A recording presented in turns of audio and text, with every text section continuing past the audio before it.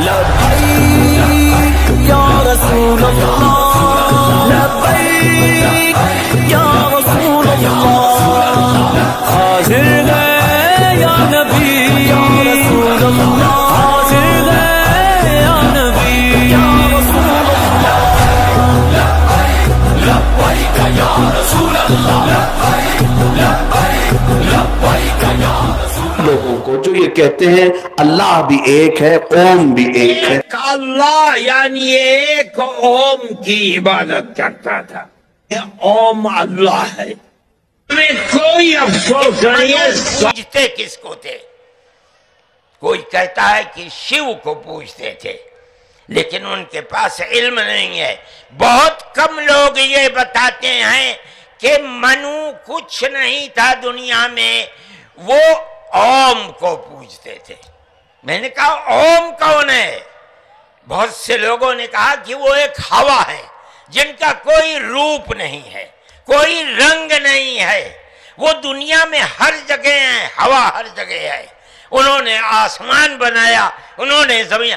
मैंने कहा कि अरे बाबा, इन्हीं को तो हम अल्लाह कहते हैं। कोई बादशाह होगा 4 साल का, होगा 5 साल का, लेकिन हर जमाने में हर वक्त अल्लाह सबसे बड़ा है। अल्लाह, ये बातें मैं इसलिए आपके अकीदे को मजबूत करने के लिए कहा। अब पहचानो उन लोगों को कहते हैं अल्लाह भी एक है, ओम भी एक है। ये हालात आ गए आज। मेरे अजीजों, बाज लोगों को ऐसा लगता है कि मैं उन लोगों का सख्ती से रद्द कर रहा हूं। मियां जरा अकल से काम लो।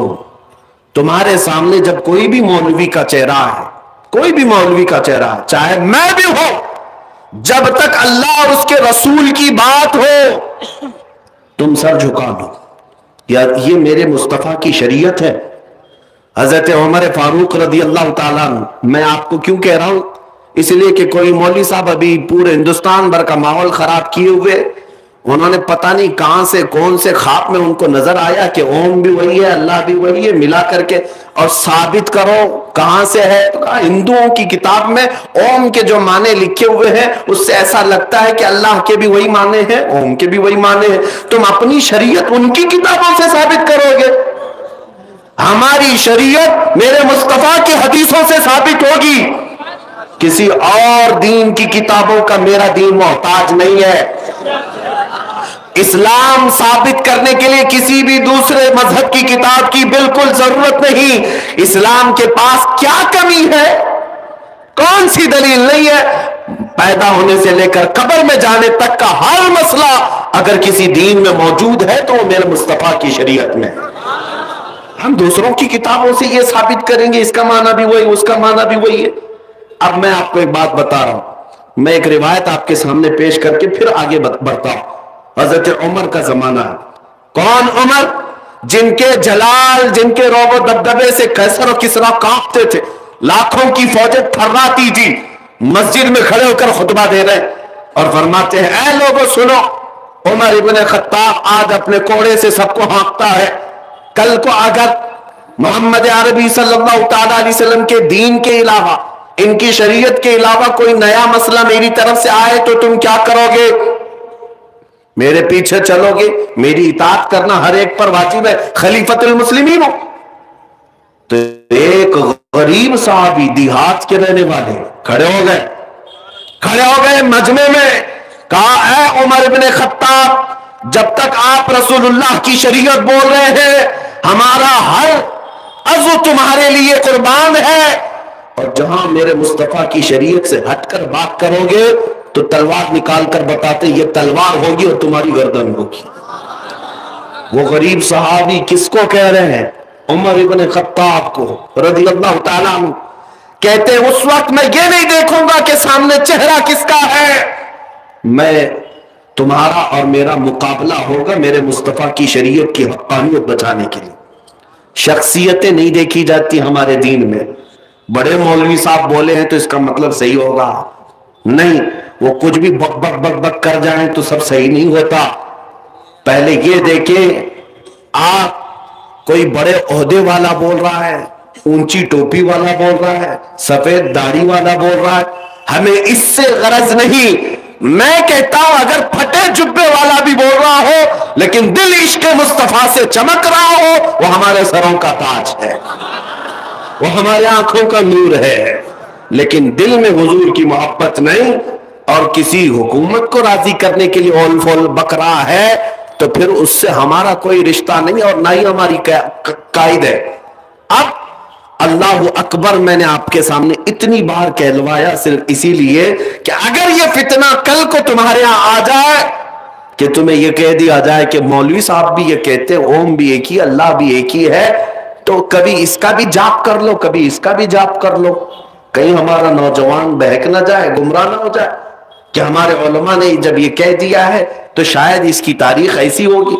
ایک بات یاد رکھیں, مولوی صاحب یہ کہتے ہوئے یہ بھی بہک گئے کہ انہوں نے دوسرے مذہب والوں سے پوچھا اوم کیا ہے, تو ان کو لوگوں نے بتایا کہ وہ ایک ہوا ہے, وہ ایک طاقت ہے. مولوی صاحب کہہ رہے ہیں کہ اسی کو تو ہم اللہ کہتے ہیں. ارے پاگل, ہم ہوا کو اللہ کہتے ہیں؟ ہوا اللہ کی بنائی ہوئی مخلوق ہے, اللہ کی بنائی ہوئی مخلوق ہے. اگر ہوا کو ہی تم اللہ مانتے ہو تو اسی لیے ہواؤں میں جوڑ رہے ہو. شاید تمہارا عقیدہ ابھی اس اللہ کی تک نہیں آیا.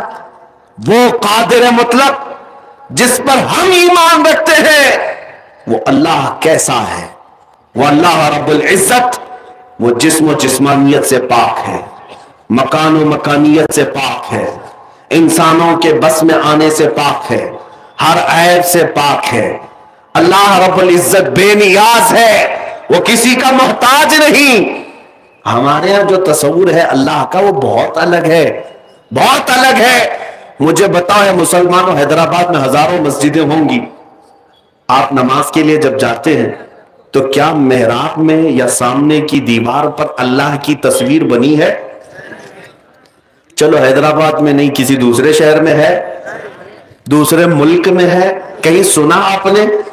پوری دنیا بھر کی مسجدوں میں جا کر دیکھ لینا, اللہ کی کوئی تصویر نہیں بنائی گئی. یہی تو تمہاری خصوصیت ہے مسلمانوں کی, جو بغیر اپنے خدا کو دیکھے سجدے میں گر جاتی, بغیر دیکھے سجدے میں گرتی ہے اور اس کا یقین ہے کہ اللہ ہے.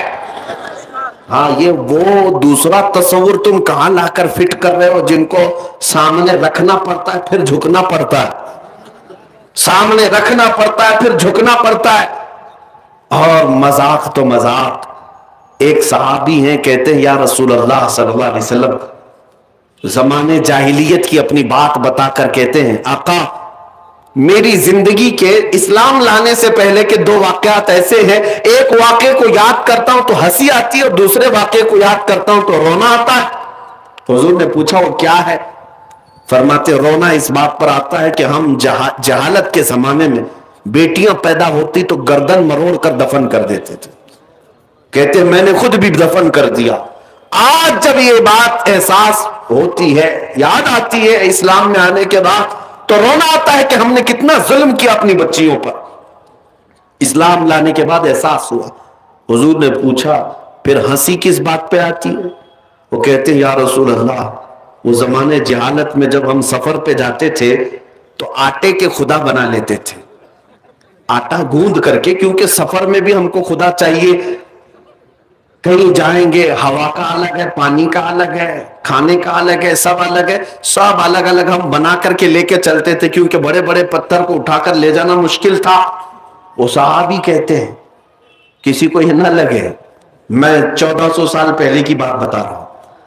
حضور صلی اللہ علیہ وسلم سے عرض کرتے ہیں کہ آقا ہم وہ آٹے کے بنا کر لے جاتے تھے. حضور نے پوچھا پھر کیا ہوا؟ کہا راستے میں چلتے تھے, پھر کبھی ایسا ہوتا غلہ اناج ہمارا ختم ہوتا تو کبھی اس کا ہاتھ توڑ کے کھاتے تھے, کبھی پیر توڑ کے کھاتے تھے, کبھی اس کی پورے سر کو ہی پکا کے کھا لیتے تھے. ان کو اسلام لانے کے بعد احساس ہوا. فرماتے ہیں کہ کس طرح کی جہالت میں تھا کہ میں خود ہاتھوں سے خدا کو بناتا اور خود ہی توڑتا بھی تھا, خود ہی کھاتا بھی تھا. عزیزان گرامی اوقات, خدا کا یہ تصور ہمارے ہاں نہیں ہے. اللہ کا جو تصور ہے وہ کیا ہے؟ ہمارے ہاں تصور یہ ہے کہ میں محتاج ہوں اور وہ بے نیاز ہے. मैं भूखा होता हूं, खिलाता वो है। मैं उसको खिलाता नहीं, मैं उसको उठा के बिठाता नहीं, मैं उसको सुलाता नहीं, मैं उसको पेंट करके अच्छा करता नहीं।